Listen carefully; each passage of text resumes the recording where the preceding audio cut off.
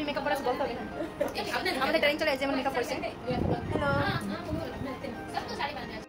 নমস্কার বন্ধুরা, তোমরা সকলে কেমন আছো? আশা করি তোমরা সকলে খুব ভালো আছো। আমি নিশা, তোমাদের সকলকে আমি স্বাগত জানাই আমার লিটল অর্গ চ্যানেল ব্লগে।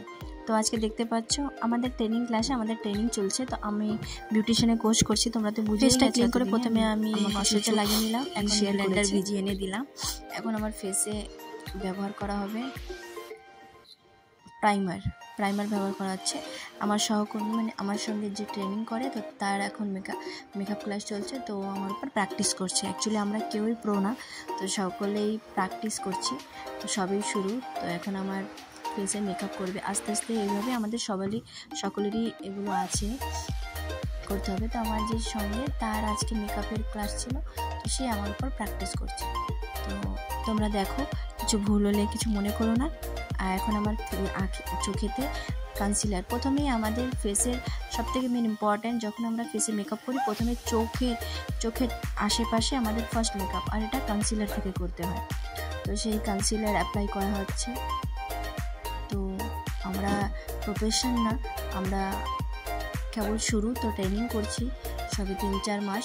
তো ট্রাই করছি সব ধরনের, তাই তোর ভিতরে এখন মেকআপ ক্লাস চলছে, তো সেটাই তোমাদের সাথে শেয়ার করছি।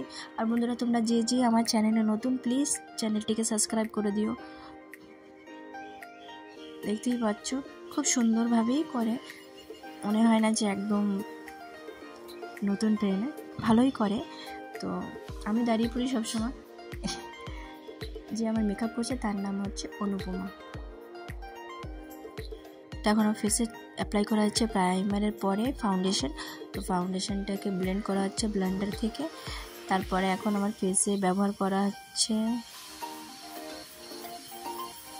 প্রথমে আমার ফেসে ব্যবহার করা হয়েছে প্রাইমার, তারপরে ফাউন্ডেশন, তারপরে যে সব জায়গায় ডার্ক সার্কেল আছে বা দাগ টাগ আছে সেখানে কনসিলার ব্যবহার করা হবে।